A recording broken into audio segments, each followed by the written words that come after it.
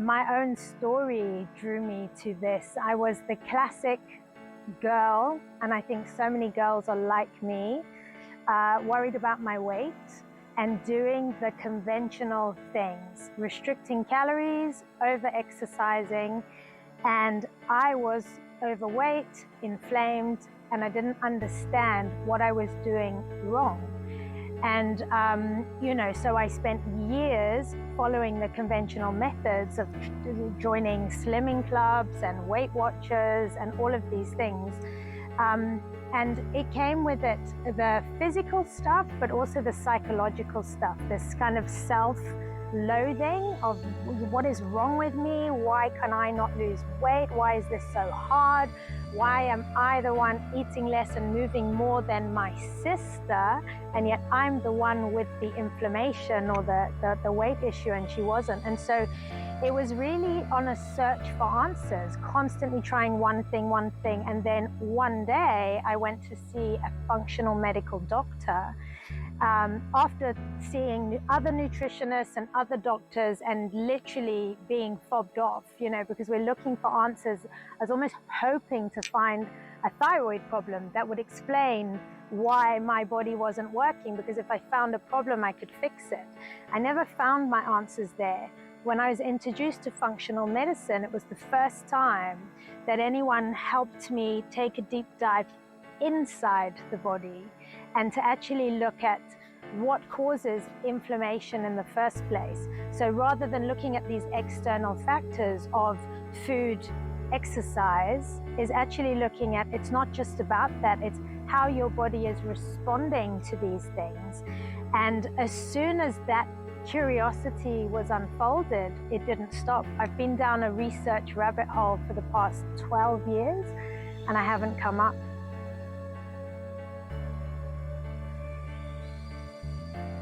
Yeah, I mean, this whole calories in, calories out thing is what is killing people slowly. And I was a classic example of that, thinking I can have the diet chocolate bar or, these foods that are toxic for our body that cause inflammation. And as long as I kept them in a calorie range, that I would be okay.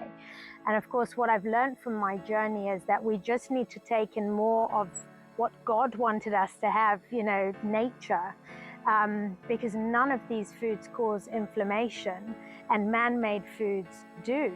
So, nourishment started with understanding actually what can your body work with in terms of actual food that is going in your mouth. This is the code that is giving the right messages. It's so black and white for me. It's literally, it can either help or hinder. And what do you want for yourself? But it goes, when you start looking at your food, what you're putting in, it changes the way that you think. So you also start thinking about, what am I putting on my skin? What am I using as deodorant? What am I choosing to listen to? What am I choosing to see? Where are my thoughts and beliefs at? And so it's just, everyone starts from a different place. And for me, it was starting with understanding, what I'm doing 3 times a day. Yeah, it's a great question. Timing is everything. I mean, so from a scientific point of view, the body's ability to respond to different foods at different times of the day matters. So we're much less capable of breaking down glucose at nighttime. So there's a lot of science to say, bring your eating window down early. But timing of meals as well, it's all to do with this hormonal imbalance. So what we're trying to do is self-regulate the signals in the body, like hunger. And these are triggered between a couple of hormones. You've got your hunger hormones, leptin and ghrelin, and you've got your energy regulating hormones, which comes down to insulin. If you are frequently eating often, you are keeping your insulin levels elevated, and actually hyperinsulinemia is an inflammatory condition that can trigger so many other things in the body. So understanding insulin and glucose so that you can keep that regulated is your ticket to longevity.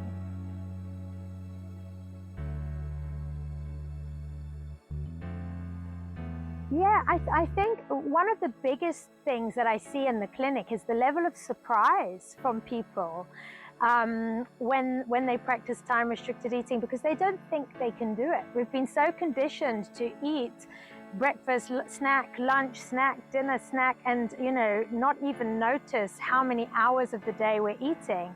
When you ask them to do it, they think, oh, I can't do that, I'm going to be hungry, and they're so scared of being hungry. And so first of all, it's the level of surprise that they can do it and they survived, they didn't die.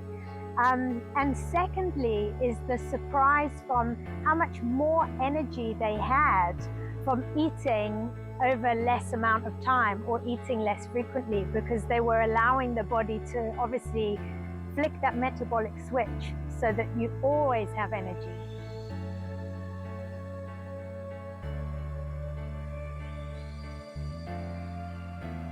The Mediterranean diet, hands down, is non-negotiable. We know this. And I think, look, a lot of it is fresh fish and things like sardines and fresh produce. But I think also the way the Mediterranean people eat, they eat tapas, which means they eat little bits of lots of different things.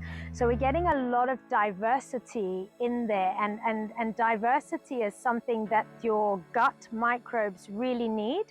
And I think in a lot of other cultures, where they eat a big mono meal just for themselves, they're not getting that same diversity. So I think that's one. The other beautiful thing is that wherever you go in the Mediterranean, these two ingredients, olive oil and vinegar, these two things, olive oil is anti-inflammatory. We know that it has so many, it does so many good things for us, but also the effects of vinegar on putting vinegar on your food to really help regulate blood sugar and also aid your stomach acid in breaking down food at the right pace.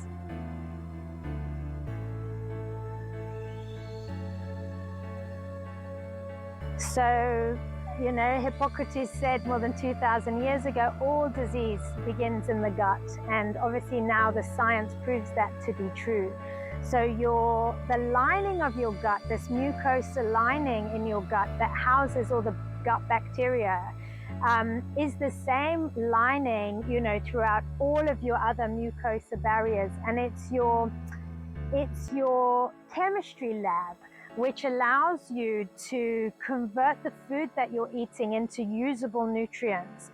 It's also your defense system. So if you're breathing up bad viruses or bacteria, if you have a good microbiome in your gut, that's also going to line your nose and your throat. So now you can breathe these things up, but you have an army of defense to fight these things off. So your gut health is your nutrient absorption. Your vitamins and minerals are the tools that your body needs to work. We can't write anything if we don't have a pen. So, by not being able to convert these nutrients, we are disabling our poor bodies. And then, of course, it's the immunity with the gut microbes. They are literally converting our proteins into usable proteins, our hormones, our neurotransmitting hormones. It's everything.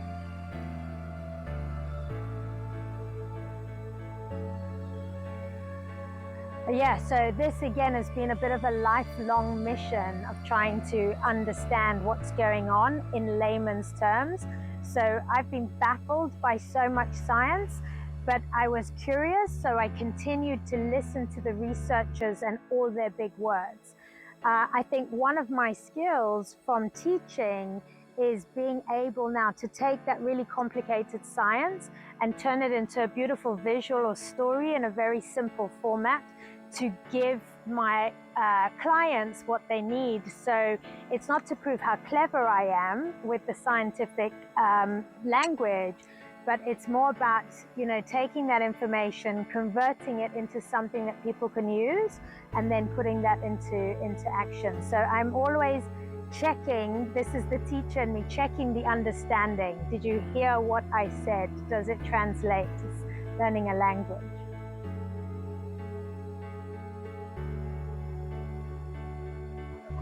Yeah, that is the calories in, calories out, and the eat less, move more. It's keeping people sick, stuck, and starving.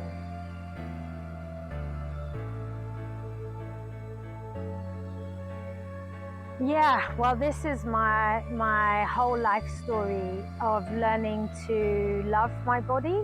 So instead of looking in the mirror and seeing a flabby tummy and getting angry with my body and wondering why, why won't you go?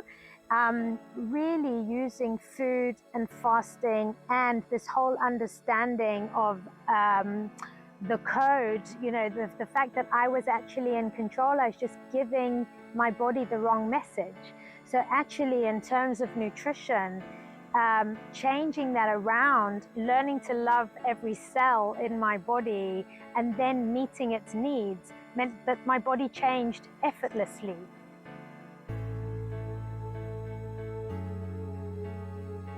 Yeah, so this is about being healthy and happy. And there are so many things taking us off our game these days. We've got marketing tricks and dopamine hacks and quick fixes of everything from social media and constant stimulus. Everyone's looking for instant gratification and everyone's comparing to everybody else. So the social media does this in particular. Instead of going inward and understanding your unique body and having clarity and thinking, I need this. This makes me happy. This nourishes me. We're just too busy on the external thinking she's doing that, therefore I must do it. So, the vitality and the happiness and the health comes from meeting your own needs. And it starts with food, because that opens the curiosity. What am I putting in and what is this doing to me? Is this gonna, food for me is black and white. It's gonna help me, it's gonna hinder me. What do I need? And why would I want to hinder myself?